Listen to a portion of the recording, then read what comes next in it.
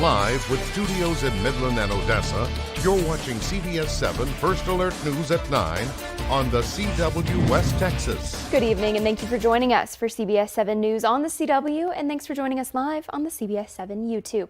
I'm Lauren Munt and we start tonight with coverage on the Smokehouse Creek fire. Across the Texas Panhandle, evacuations are underway as crews battle the 250,000-acre fire spanning across over 10 counties. Strong winds in the area stoked the fires, making it difficult for firefighters to extinguish them. And as of 9 o'clock this evening, 0% of it is contained. The fire started north of Stinnett and has moved across the Canadian River and into Roberts County and then into Hemphill County. Chief Meteorologist Tom Teefer-Teller is with us. Tom, we saw some red flag warnings here in the Permian Basin with some extreme winds. Is there concern for any fire danger here? No, I think we're about done with the elevated to high fire danger we had for most of the day, as the winds are still a little blustery out there and they're going to change directions, but they're not as gusty as this. These are the peak wind gusts of today, upwards to 45 and close to 50 miles an hour in a few spots. It did cause some areas of blowing dust, and we did have, again, elevated to high fire danger out there. But right now we are seeing those winds trying to calm down a little bit. Still some gusts upwards to 30 miles an hour plus near Fort Stockton over towards Van Horn. Gusts to 24 at Alpine, and up here across the northwest Permian Basin is where we're seeing some of the strongest winds, with them up to 32 there in the around the Andrews area. Visibilities have improved for the most part. Still only a 7-mile visibility in Seminole, but it looks like a lot of the dust has settled for the time being. Now we're expecting the winds to kick back up a little bit more in the morning hours, and that's going to bring in some colder air as a cold front arrives in West Texas, but it's also going to bring the possibility of a little more rain. We're going to talk a little more about that, get you ready for your weekend, and talk about fire danger concerns coming up this weekend here in just a few minutes. Thank you, Tom. We've got an update for you now on the death of Midland City Council member at large Dan Corrales. The Justice of the Peace for Precinct 2 in Midland County has ruled his death an accident. An autopsy was ordered and found Dan Corrales shot himself near the shoulder. He died from blood loss. The Justice of the Peace said in a statement, quote, "Common sense dictates that there are 3 other places on one's body to shoot themselves to end their life." Mr. Corrales did not leave any notes, letters, voicemails, or tell anyone he was intending on ending his life, end quote. An investigation into Corrales' death was done by the Midland Police Department and Texas Rangers because Midland County does not have a medical examiner. Those duties are dedicated to Justice of the Peace. More details on the investigation are up on our website, CBS7.com. And Midlanders have less than a week to file for the special election for that vacant at-large position. All this week, we'll be speaking with the 5 candidates who have filed. Tonight, we spoke with Ben Roberts, who was born and raised in Midland, attending Lee High School, Midland College, and opening multiple businesses there as well. He believes his financial advice can be a huge asset for the city council. Roberts has actually been trying to run for city council since 2018. After the special election was announced, he saw this as an opportunity to run for the at-large position. Roberts works with budgeting and says that the city likes to pull the trigger a little too easily nowadays. And of course, I want to be transparent. You know, there's too many behind-the-scenes meetings and that sort of thing, and I think that gives a certain level of distrust to the people of Midland. So I think I can turn that around, definitely. Roberts considers himself a conservative budget man that can make a difference for Midlanders. And Odessa police are asking for your help in finding a 14-year-old girl. Elizabeth Werner was last seen at Permian High School. She was wearing black pants, a black hoodie, and a gray backpack. Elizabeth is about 5'7" and has black and blonde hair. Anyone with information on her whereabouts is encouraged to call OPD or Odessa Crime Stoppers. The Odessa Police Department would also like to remind people that harboring a minor is a Class A misdemeanor, which is punishable with a fine of up to $4,000 and a year in jail. And in continuing coverage now, the governor of Texas has been working to take control of enforcing border policy, which is generally seen as a federal issue. But now he's hoping a law that makes crossing the border crime take effect, so the police would be empowered to make arrests. Daniel Ibarra has the story. An Eagle Pass field once filled with people, replaced by silver coils. The razor wire is a tool Governor Abbott credits with repelling record numbers of migrants. Now that we've taken control of this area, for the past 3 days, there's an average of only 3 people crossing illegally in this area. And on March 5th, Abbott hopes to add a new tool to his arsenal, Senate Bill 4. It makes illegally crossing the U.S.-Mexico border a misdemeanor. Under the law, Texas police have the power to arrest and deport undocumented immigrants. Every local police officer will be treated like an ICE officer, and every state judge will be treated like an immigration judge. Immigration attorney Gerardo Menchaca believes it could lead to discrimination. Now, if you look like you might be an undocumented immigrant, and whatever that means, right, because they look like everybody else. If you happen to look like one, you might be forced to prove that you are not here without permission. Under federal law, migrants are entitled to seek asylum. Supporters of SB 4 say migrants will still be able to from a Texas prison. Since SB 4 was proposed, Bexar County Sheriff Javier Salazar has reiterated he will not ask his deputies to make these calls and, quote, does not anticipate any changes. Still, Menchaca personally feels his advice isn't too extreme. So for any crime, you're telling your clients not to go to police? Yeah, the police is no-go. Court is no-go. If you're owed child support for your U.S. citizen child, don't go to court. That's pretty serious. It is very serious. It is creating a permanent underclass of people who are vulnerable to crime that may not access the police. As of now, a federal judge is considering if that law is enforceable. No matter what he decides, the matter is likely to be appealed and could end up in the Supreme Court. In your education news now, last year we brought you a story on a program called Student Made at UTPB. Student Made's mission is to partner with colleges and universities to provide an effective and entirely student-run platform for entrepreneurial students. Just under a month from now will mark the first anniversary of the Student Made program making its way here to West Texas. Student Made incorporates support systems for everything needed to run a business, including marketing, planning events, collaborations, promotion, strategy, and more. The support of Student Made and UTPB has allowed one UTPB student to sell hundreds of pottery pieces to people all over the country. So Student Made just provides a platform that's easily obtainable for an entrepreneur to start and to be able to figure out what your business structure needs to look like and to be able to test products. For Emily's business, Emily Daw Ceramics, the support of Student Made and UTPB has allowed her to sell hundreds of pieces to people all across the country. And a fixture in every community is its library, and changes are coming to the Ector County's library. It will be moved to a new location and get major updates. Today, plans were revealed and approved by the Ector County Commissioner's Court. It's been 3 years since the committee was tasked with finding a solution for the library to remodel the existing building or build a new one. Realizing the remodel would cost too much, they've selected a site on 3rd Street near North Grant and North Texas Avenues. The 2-story plan features interesting shapes, outdoor space, and impressive windows.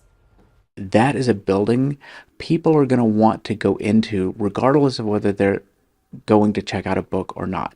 And if they're going there for telehealth, they're going there to get a passport, they're going there for broadband access, they might just pick up a book while they're there. This morning, Odessa's civic leaders gathered for a groundbreaking ceremony at the site of the future Odessa Sports Complex. And located at the northern end of Faudree Road past Yukon, this project promises to transform the city's recreational landscape. While the complex awaits its official name, plans are underway to construct a substantial indoor facility spanning 75,000 to 100,000 square feet. This sports facility will house volleyball and basketball courts, a 200-meter competition track, 8 to 12 multi-purpose fields for soccer, football, and lacrosse, and 8 baseball, softball fields, in addition to other amenities. Mayor Hoven stressed the importance of the coordination and patience in executing such a complex project. All this has to be coordinated. It's a lot of scheduling, there's a lot of movements, a lot of construction. This still needs to be done. Be patient with us. Hopefully we'll be able to start breaking ground and start moving this within the spring and the summer, but definitely before the year is out. Continued community involvement will be vital to ensure the sustained progress of the project and to realize the vision that these leaders have for the Odessa Sports Complex. And in some basketball news, the UTBB Lady Falcons will be at home tomorrow to host the Angelo State Lady Rams. This is the first of a back-to-back between both teams. The Rams enter with a 19-10 record, and the Falcons head coach Ray Booth is prepared for the challenges that ASU could present. They have 3 extremely talented players that all have the capability of scoring 30 points. One scored 39 last week in a single game. So we're just going to have to be really, really prepared for them because they're a great team and playing their best basketball right now. Tip-off for tomorrow's game will be at 6 o'clock, and it is Breast Cancer Awareness Night at the Falcon Dome. And in more UTBB news, the baseball team had a tough weekend in Laredo, falling in 3 of their 4-game series against Texas A&M International. In their 3 losses, the pitching gave up 6 runs or more, which is a concern for head coach Gabe Grinder. We're walking guys at too high of a clip right now, so we're going to tighten it up on that side this week and make practice uncomfortable for these guys to get back to where we should be at, because we're too talented on the mound to be doing what we're doing. So we got to get that figured out and all ironed out for us. The baseball team will be back at home this Friday when they host A&M Kingsville. And be sure to tune in to CBS7 News at 10 for more First Alert sports coverage on CBS7 News at 10 with Jair Brooks Davis. And still ahead, President Biden and congressional leaders meet to try and come up with a deal to prevent a government shutdown. A breakdown of the critical meeting and your news across the nation next on CBS7 News at 9.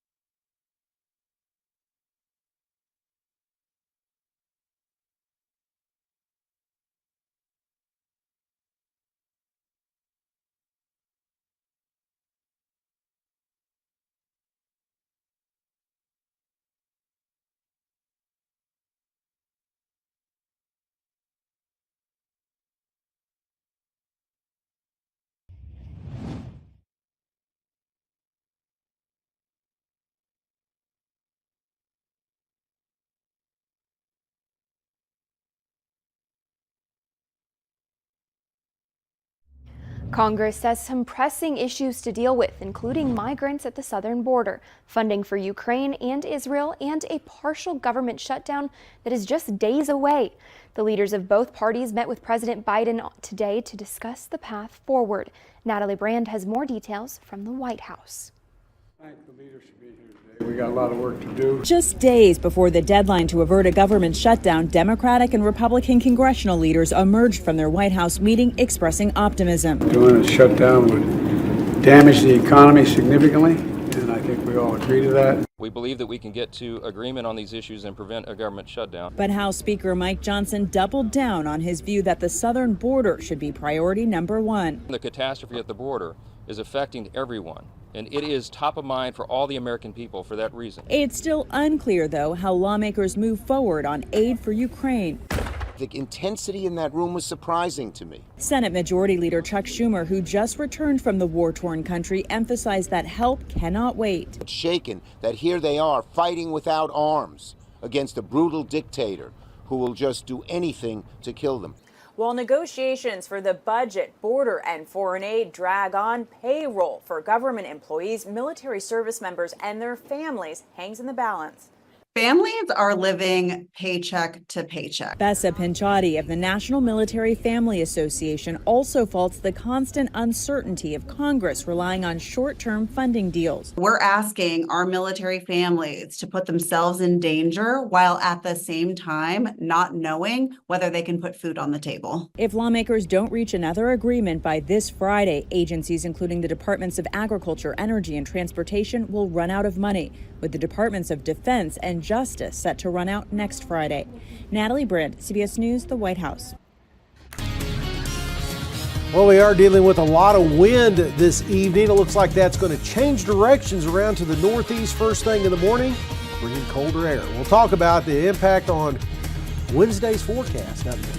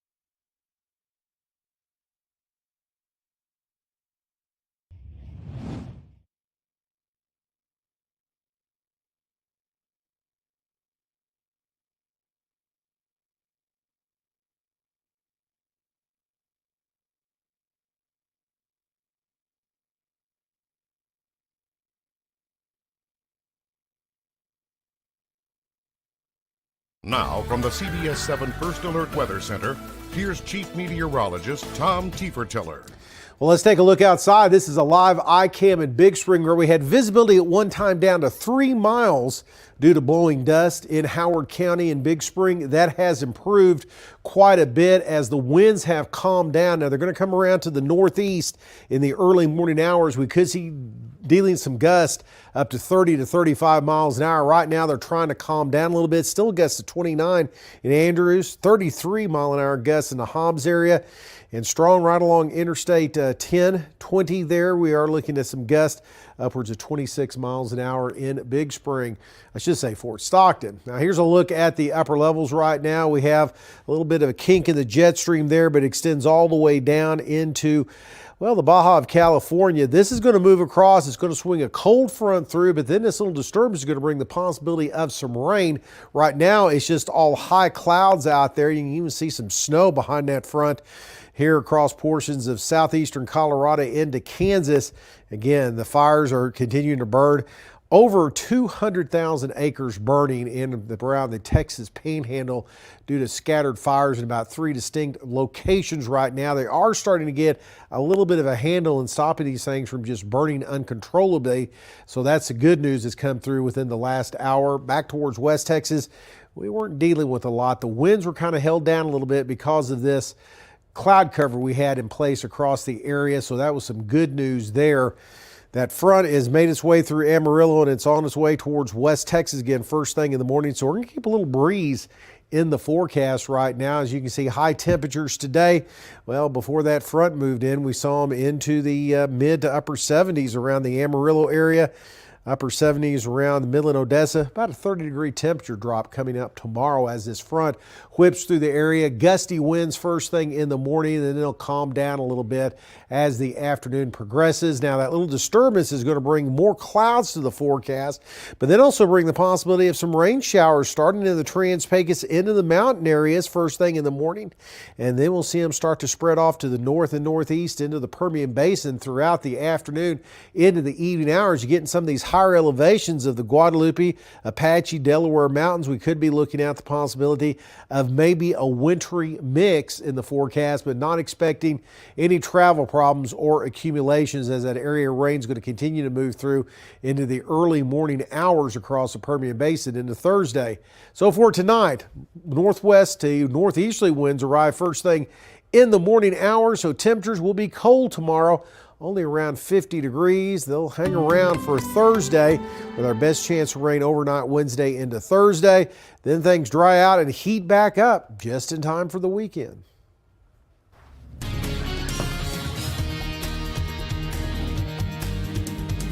We know the COVID-19 pandemic affected people's physical health, but it also affected mental health.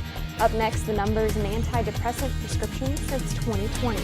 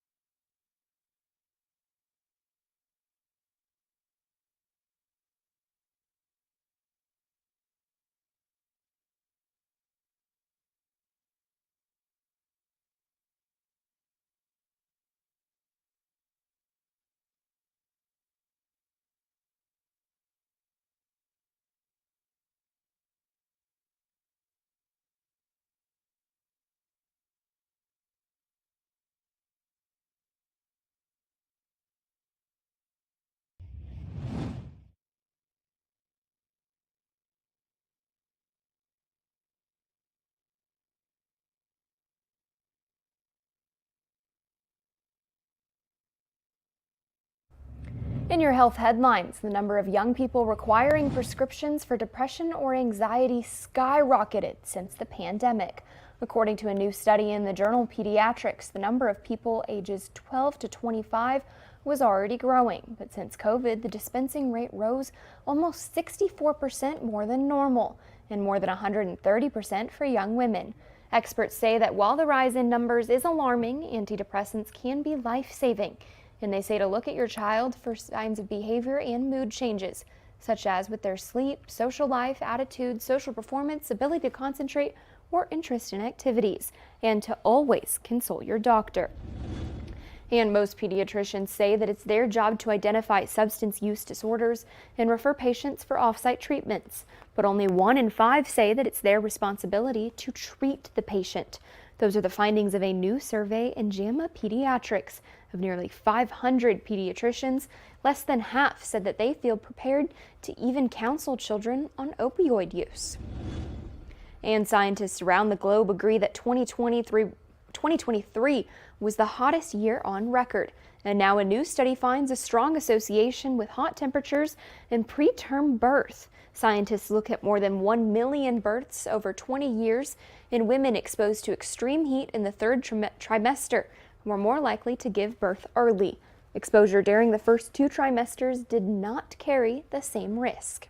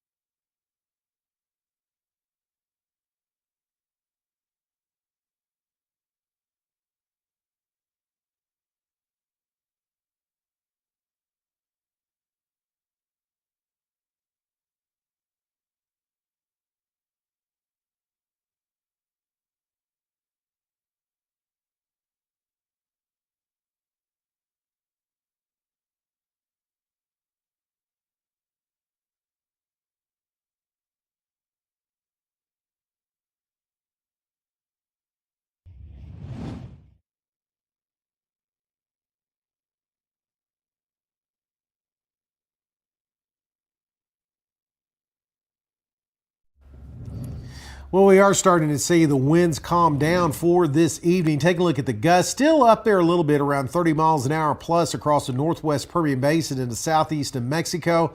But again, we're going to see them come around to the northeast towards morning. I want to show you some new model data. We may see some of that smoke from the fires in the Texas Panhandle move in with that front.